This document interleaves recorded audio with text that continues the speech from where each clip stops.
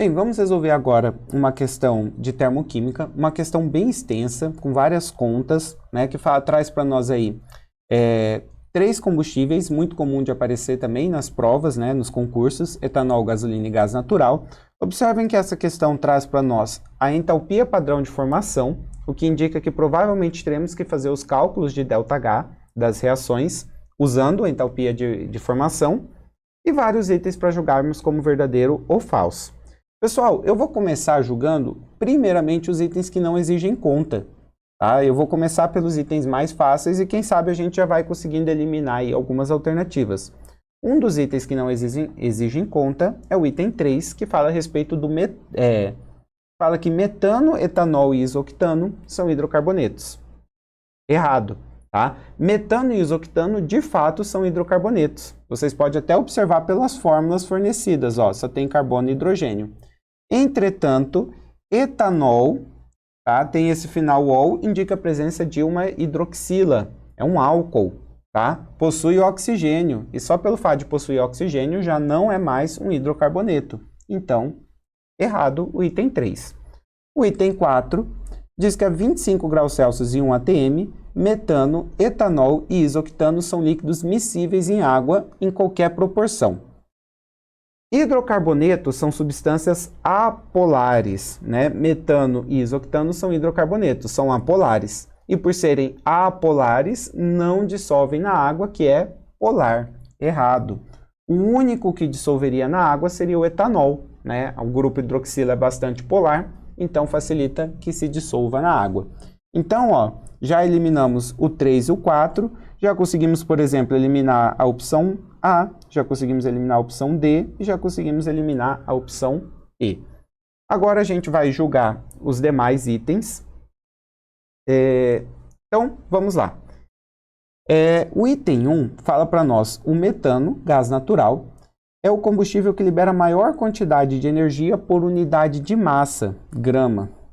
Então, para eu fazer essa comparação entre a quantidade de energia liberada e a unidade de massa, eu vou ter que fazer conta, inevitavelmente, ok? Então, eu trouxe aqui nesse slide a equação dos três combustíveis, tá? De combustão, né? Que seria combustível mais gás oxigênio formando gás carbônico e água.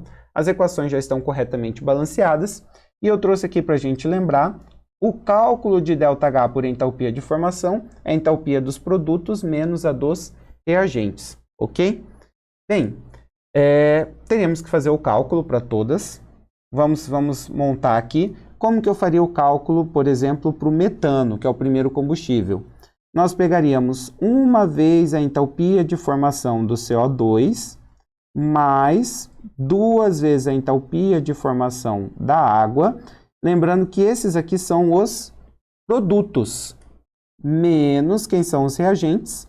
Bem, nós temos uma vez o CH4, mais duas vezes a entalpia de formação do gás oxigênio, do O2, certo?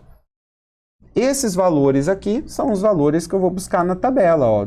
Nós temos o valor de CH4, do H2O, do CO2, tá? O único que estaria faltando aqui seria o O2. Por que que o O2 está faltando? Pelo fato de ser uma substância simples no estado padrão, a sua entalpia de formação é igual a zero.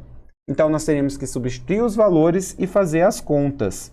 Eu já fiz a conta aqui, tá? E sei que no caso do metano, nós teremos um ΔH de menos 889,7 kJ.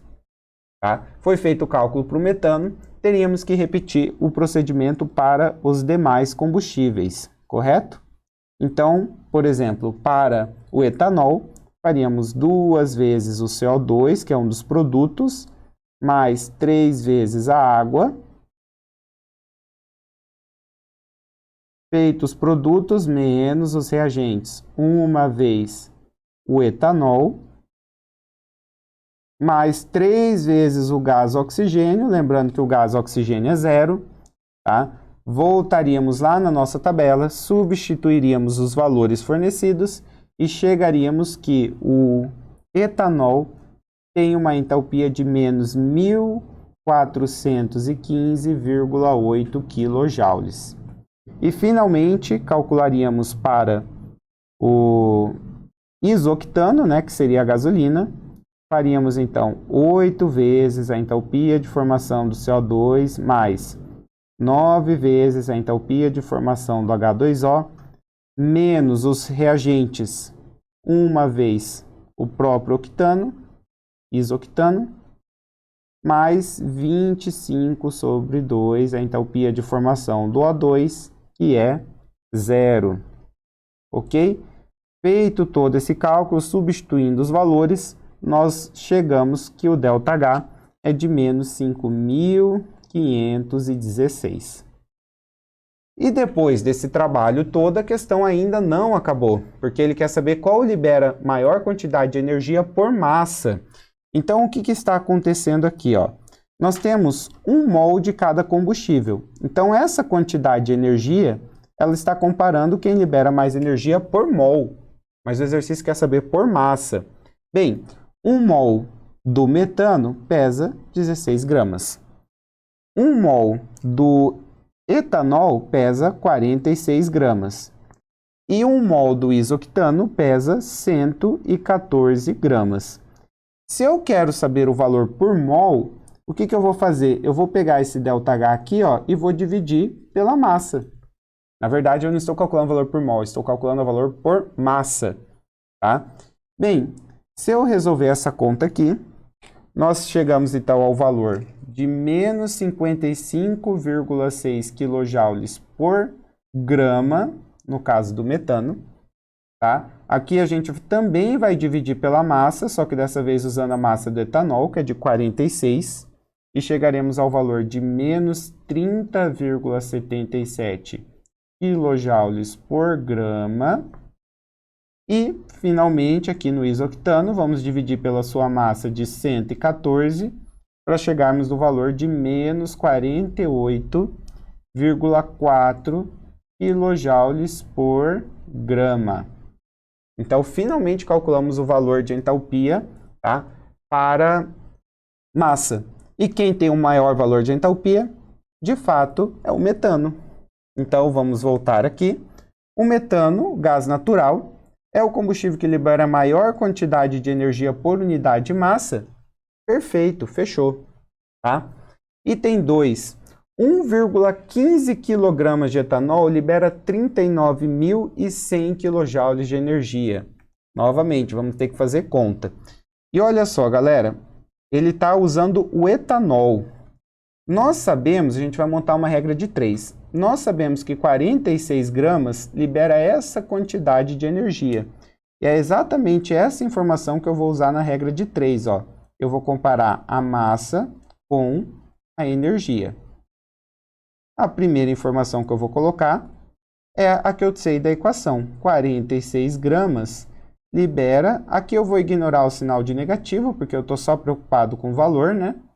Então, 1.415,8 kJ. Ele forneceu para nós 1,15 kg. Já convertendo para gramas, a gente sabe que isso são 1.150 gramas. Qual vai ser a quantidade de energia liberada? E, fazendo esse cálculo aqui,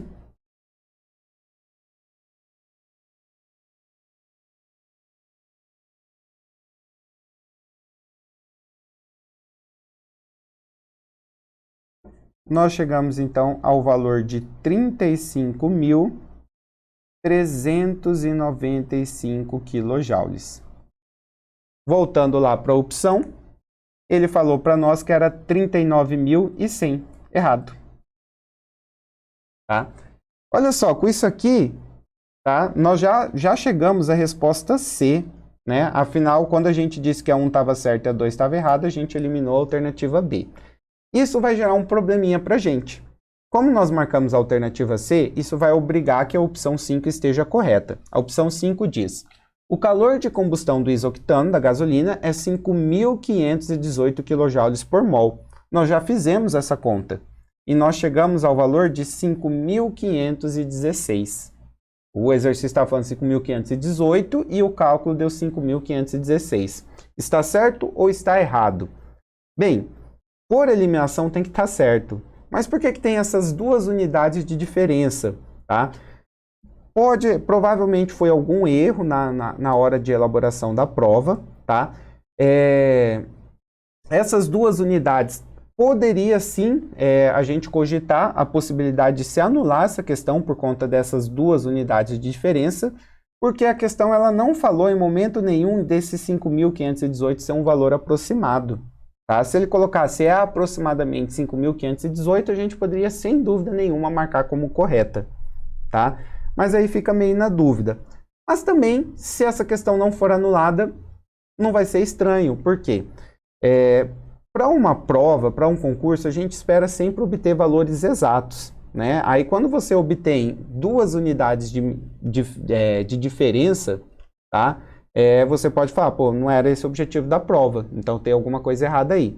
Só que na prática, quando a gente vai fazer o estudo de química na prática, a gente vai fazer as medidas, todo o aparelho que você mede, né, seja energia, seja tamanho, seja massa, todos os aparelhos vai ter uma precisão, né, na hora de fazer a medida. Você vai ter valores decorrentes de efeitos adversos aí durante o experimento.